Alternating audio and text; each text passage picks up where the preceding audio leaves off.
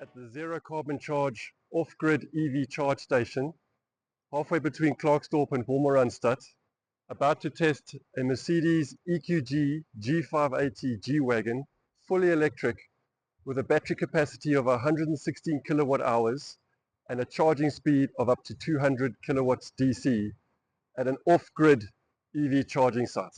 This is the current battery status of 14%. I've got 57 kilometers left on the range meter. So let's get this charging session started by first setting the target level to 90%. Next we'll go and open the charging cap, and you'll see the AC charge port at the top and the DC at the bottom. And let's have a quick look at the Magic Power DC chargers. Hugely impressive equipment, able to charge to speeds of 480 kilowatts, 500 amps on the left hand side and the 200 amps on the right hand side. Okay, now we connect the DC charger to the car. Plugs in quite quickly. We'll check the screen. The screen's got various charging options, but we're going to use the app to do the authentication. It's a simple scan of a QR code on the DC charger. Alright, the initialization starts and the preparation for the session gets going, and you can immediately see the DC charging rate starting to climb.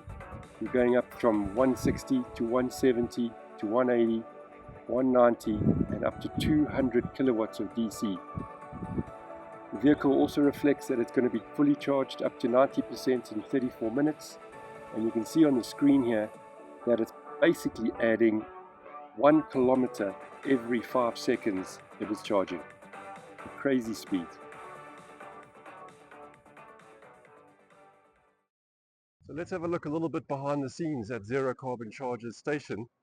On the left hand side here, you've actually got a backup diesel generator fueled by biodiesel, and just behind that in the background, one of the largest battery energy storage systems in terms of capacity, with just over 500 kilowatt hours of energy stored in that battery configuration. And on the right hand side you'll see the array of the solar panels that are all directly generating and producing solar power on site at the station. And when it's a sunny day, the power from those panels can go directly into the vehicles.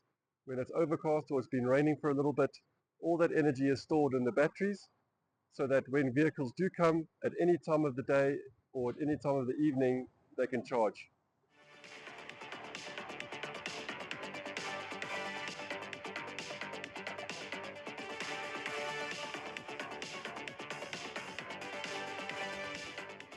So what can you expect to do while your car is charging?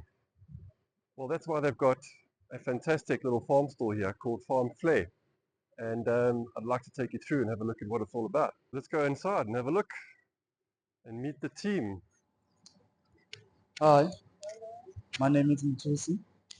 What you can get here in Farm Flair, you can get snacks, cold beverages, coffee. And this side is gonna be it's a restaurant. People will be sitting in here, playground for kids. For now we're selling burger and chips, fish and chips, and Russian and chips.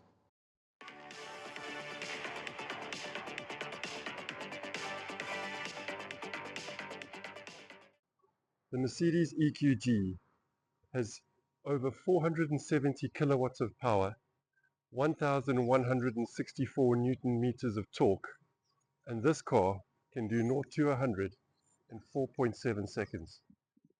Okay, so we are about 20 minutes into the charging session. The vehicle's been on charge at around about 200 kilowatts down to about 140 kilowatts. It varies in terms of the speed to get to maintain the throughput. If you have a look right now, we're sitting on a charge speed of about 110 kilowatts, and the reason for that is because we're now closing in on the 80% mark in terms of the state of charge. And what happens with an electric car is that as you get closer to 80 to 90%, the charging speed starts to go down.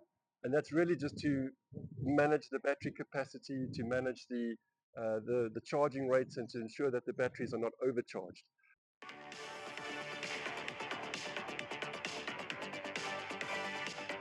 The session is just wrapped up. We went from 13% in the battery to 90%. It took 45 minutes. and we put 92 kilowatt hours into the car and added 390 kilometers of range. So time to switch it off. The session is ended now. I can disconnect the charger, stick it back in, and we can head out.